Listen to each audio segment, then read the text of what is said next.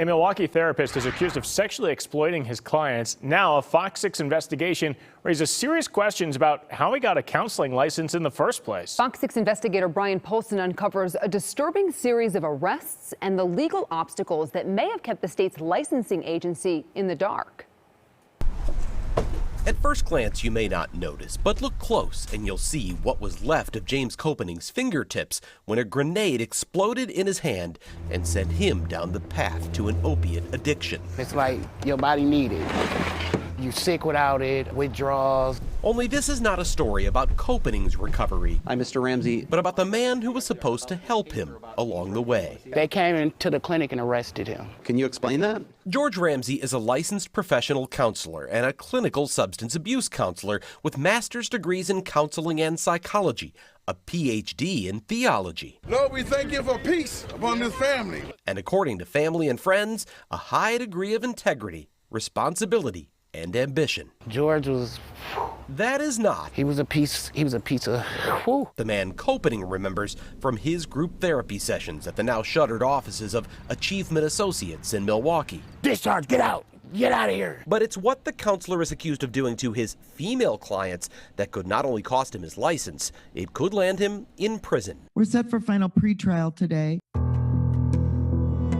In March of 2021, the Milwaukee County DA's office charged Ramsey with 3 counts of sexual exploitation by a therapist after 3 different women accused him of making sexual advances, hugging them after sessions, unzipping their clothing, exposing himself, groping, rubbing, touching, kissing, even forcing them to perform sex acts behind closed doors. The allegations surfaced over a 3-year period at 2 locations, Achievement Associates on Fond du Lac and Ramsey's own New Beginnings Wellness Center at 35th and Sherman.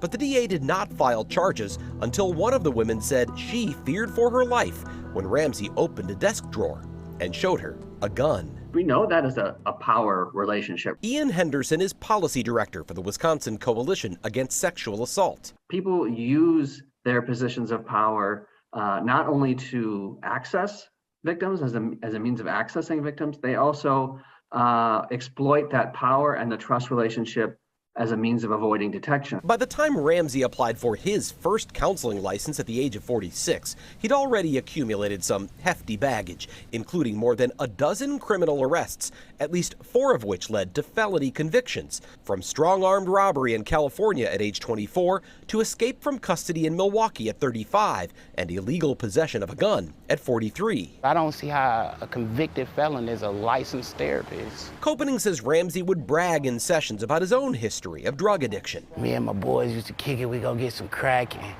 you know, those were the good old days. But Camille Cooper says that alone doesn't mean he'd make a bad therapist. A lot of substance abuse counselors are recovering, and that's why they make terrific counselors. Cooper is vice president of the Rape, Abuse, and Incest National Network, or RAIN, and she's far more troubled by something else we found in Ramsey's past. I think it's definitely concerning. Between 1997 and 2002, 4 different Milwaukee women told police they'd been raped. Do you know what the common thread is?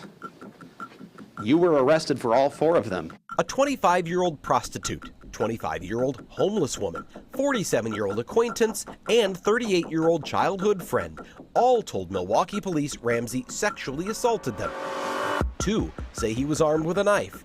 1 said he tried to kill her as she called 911 from a payphone, naked and bleeding. But prosecutors never charged him with any of those crimes because, according to police, the victims were uncooperative. This might be just another example, sadly, of that particular system failing survivors. Who listens to an addict nowadays? Instead of flagging Ramsey as a potential serial rapist after 4 arrests in 5 years, the cases were filed away. And 4 years later, Ramsey filed an application to become a substance abuse counselor in training. Should this person be in a position of trust, especially in a therapeutic context? The Wisconsin Department of Safety and Professional Services did run a background check on Ramsey, but we'll never know what was in the files because DSPS has already destroyed them. They only keep application-related records for 5 years, and a DSPS spokesperson says the sexual assault arrests may not have been included if they did not lead to criminal charges. We call that falling through the cracks, and you've clearly identified a huge gaping crack there. Cooper says it's a serious problem without an easy solution, since state law only allows employers to ask about convictions or pending charges, not arrests. I'm not quite sure where it would land from a legal context. I think it is a tough one. What we do know is that Ramsey had multiple convictions, 4 of them felonies, and the state still deemed him qualified to hold a position of trust. How did you get a therapy license with a record like that? A trust he is now accused of violating over and over again. We're not going to make any comment. You need to do better research. Our research speaks for itself. Because I told George. James Copening says he is speaking for victims who don't have a voice. You're going to come down one day, and I pray to God that I can watch you come down because you're just abusive. He's an abusive man. Ramsey is currently free on $7,500 cash bond. He's not allowed to practice therapy while the case is pending, and he's supposed to tell the court where he lives and where he works. But for the past year, he's been telling a pretrial services agency called Justice Point that he lives here at North Point Apartments in Brown Deer. They tell me that's not true. He says he works at a temp agency in Greenfield. The company says that's also wrong. Justice Point says that is self-reported information. They don't actively verify it. Ramsey set for trial coming up in June. Brian Polson, Fox 6 Investigators.